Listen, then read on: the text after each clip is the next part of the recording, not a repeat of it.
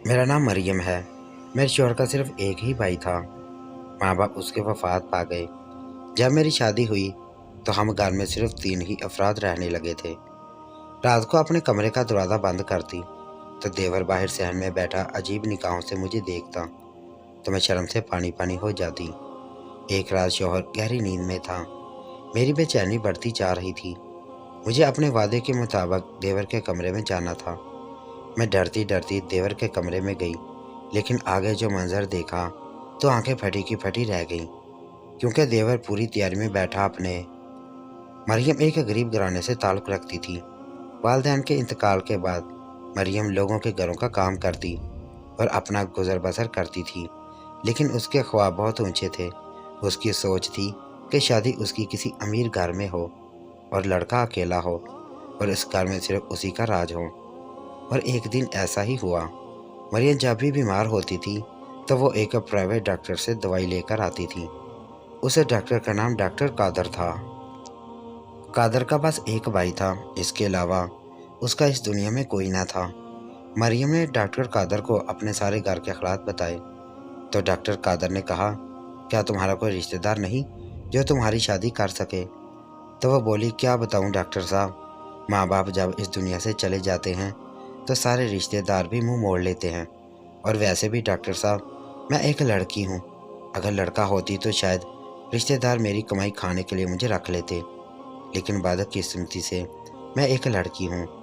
لڑکی کو بیاہنے کے لیے پیسے لگتے ہیں نا، شاید اس لیے میرا اس دنیا میں کوئی نہیں ہے۔ ڈاکٹر قادر ایک 45 سال کی عمر کا آدمی تھا اور وہ بھی غیر شادی شدہ تھا، اور وہ ایک رحم دل انسان بھی تھا۔ اس نے سوچا کہ میں نے شادی تو کرنی ہے تو کیوں نہ میں اسی سے شادی کر لوں۔ پھر ڈاکٹر قادر نے مریم کو شادی کا پوچھا تو وہ پہلے تو بہت خوش ہوئی، کیونکہ وہ یہی تو چاہتی تھی، لیکن پھر جان بوجھ کر برا سا منہ بنا کر بولی، ڈاکٹر صاحب اب ایسا مذاق کریں گے؟ آپ جیسے شریف انسان سے میں نے یہ امید نہیں رکھی تھی۔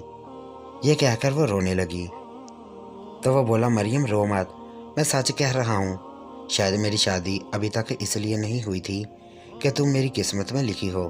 تو مریم بولی، ڈاکٹر صاحب دنیا والوں نے مجھے بہت رسوا کیا ہے، اور میں نے اپنی یہ عزت صرف اور صرف اپنے ہونے والے شوہر کے لیے بچا کر رکھی ہے۔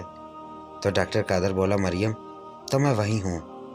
مریم میں سچ میں تم سے شادی کرنا چاہتا ہوں اور یہ کوئی دھوکہ نہیں ہے۔ مریم بولو، کیا تم مجھ سے شادی کرو گی؟ تو وہ بولی، ڈاکٹر صاحب اگر یہ سچ ہے تو ہاں، میں آپ سے شادی کروں گی۔ پھر ان دونوں کی شادی ہو گئی تھی۔ مریم بہت خوش تھی۔ کہاں مریم مٹی کی چھت سے نکل کر ایک بڑی ساری کوٹھی میں آ گئی تھی، جہاں کام کاج کرنے کے لیے نوکر چاکر موجود تھے اور زندگی کی تمام آسائشیں موجود تھیں۔ مریم ایک لالچی لڑکی تھی۔ وہ اب یہ سوچنے لگی تھی کہ یہ سب صرف اور صرف میرا ہونا چاہیے، لیکن وہ یہ سب کیسے حاصل کر سکتی تھی، کیونکہ اس ساری جائیداد اوپر ڈاکٹر قادر کے چھوٹے بھائی نادر کا بھی تو حق تھا۔ آخر وہ قادر کا سگا بھائی تھا۔ پھر مریم نے سوچا، قادر کی عمر اب کون سا زیادہ ہے، کیوں نہ میں نادر کی طرف اپنا ہاتھ بڑھا لوں، تاکہ شادی کے بعد اس جائیداد کا مالک نادر کی بجائے یعنی میں ہوں گی۔ پھر اس نے ایسا ہی کیا، اور نادر بہت جلد مریم کے جال میں پھنس گیا تھا، کیونکہ نادر کو بھی ہر وقت پیسوں کی ضرورت رہتی تھی۔ نادر گھر میں ہی پڑا رہتا تھا، وہ کوئی کام تو کرتا نہیں تھا، لیکن اگر اسے 5 یا 10 ہزار کی ضرورت ہوتی تو وہ قادر سے ہی مانگتا تھا، اور اسی وجہ سے قادر اسے ڈانٹتا تھا، اور نادر کو قادر کی بات کا غصہ بھی لگتا تھا۔ اب قادر کے جانے کے بعد نادر اور مریم قادر کے پیسوں کو پانی کی طرح بہانے لگے۔ وہ کبھی کسی ہوٹل میں جاتے تو کبھی مریم نادر کو لیے شاپنگ کرنے چلی جاتی۔ یہ سب کافی دیر تک چلتا رہا۔ مریم اپنے ہر پلان پہ نادر کو پہلے ہی آگاہ کر دیتی، لیکن نادر اپنے کسی بھی کام کو کرنے سے پہلے نہ تو مریم کو بتاتا تھا اور نہ ہی اسے کوئی مشورہ لیتا تھا۔ قادر مریم سے بہت پیار کرتا تھا، اس لیے جب بھی قادر نادر کو ڈانٹتا تو مریم کہہ دی، قادر کوئی بات نہیں، یہ آپ کا چھوٹا بھائی ہے، ابھی نہ سمجھ ہے، آپ کیوں ہر وقت اسے ڈانٹتے رہتے ہیں، اور ویسے بھی اتنے پیسے اکٹھے کر کے کیا کرنا ہے آپ نے، سب کچھ تو ہے اب ہمارے پاس۔ تو قادر کہتا، مریم تمہاری وجہ سے میں اسے کچھ نہیں کہتا، یہ لو دو اسے پیسے اور سمجھا لینا اپنے لاڈلے دیور کو کہ یہ اب اتنا بچہ بھی نہیں رہا۔ تو وہ کہتی، آپ فکر نہ کریں، मैं अच्छी तरह समझा दूंगी। ये ड्रामा तकरीबन 1.5 साल तक चलता रहा और इस दौरान मरियम ने जानबूझकर कादर को कई दफ़ा कहा कि हमें नादर की शादी कर देनी चाहिए। तो कादर कहता है पहले कुछ कमाए तो सही, लड़की वालों को क्या कहेंगे कि लड़का घर में रहता है। तो वह इसी बात पर खामोश हो जाती। फिर एक रात मरियम और कादर अपने कमरे में सोए हुए थे कि मरियम रात को 3 बजे के करीब उठी और नादर के कमरे में आ गई। नादर और मरियम कादर को ख़त्म करने का प्लान बना रहे थे कि कादर अचानक से उठा और मरियम को कमरे में ना पाकर कमरे से बाहर आ गया। उसने नादर और मरियम दोनों की बातें सुन ली थी। अगली सुबह कादर घर से जाने के लिए निकला। वो इन्हीं सोचों में गुम गाड़ी चला रहा था कि मेरे भाई ने तो ऐसा मेरे साथ किया सो किया, लेकिन मेरी बीवी जिससे मैं खुद से ज़्यादा भरोसा करता था, उसने क्यों मेरे साथ ऐसा किया। मैंने उसे मस्जिद से लाकर सोने में रखा, लेकिन फिर भी वो मेरी ना बनी। मरियम तुमने ऐसा क्यों किया मेरे साथ, मैं अब तुमको तलाक दे दूंगा। यही बातें सोचते सोचते अचानक कादर की गाड़ी का एक्सीडेंट हो गया और 2 घंटा जिंदा रहने के बाद उसका इंतकाल हो गया। मरियम अब बेवा हो गई थी और वो अंदर ही अंदर बहुत ज़्यादा खुश थी।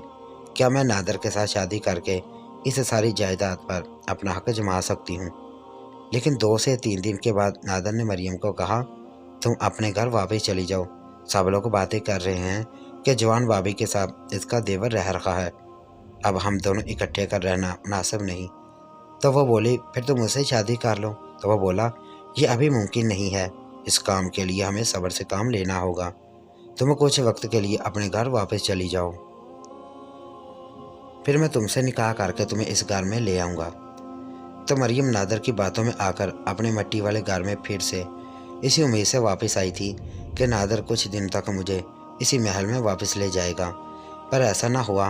नादर ने किसी और लड़की से शादी कर ली थी। जब इस बात का मरियम को पता चला तो वो नादर के पास आई और बोली, ये सब क्या है, तुमने तो मुझसे निकाह करना था। तो नादर बोला, तुम किसी गलत फहमी में रही हो। जो औरत अपने शौहर की सगी ना हो सकी वो किसी और की क्या होगी। आज तुम मेरे साथ मिलकर मेरे भाई को मारने का प्लान बना रही थी, और क्या पता कल किसी और के साथ मिलकर मुझे रास्ते से हटाने का मनसूबा बना लो। निकल जाओ यहाँ से, वरना मैं तुम पर कोई इल्ज़ाम लगा के घर से निकलवा दूंगा। अगर तुम चाहती हो कि इस बड़ी दुनिया में तुम्हारी थोड़ी सी इज्जत, तो दफ़ा हो जाओ यहाँ से। मरियम अपने आप को बहुत चालाक समझती थी, लेकिन कहते हैं ना कि सियाना कौवा हमेशा गोबर में ही गिरता है। मरियम का भी कुछ ऐसा ही हाल था। मरियम वापस अपने मिट्टी के घर में आ गई थी और दोबारा से लोगों के घरों का काम करने लगी।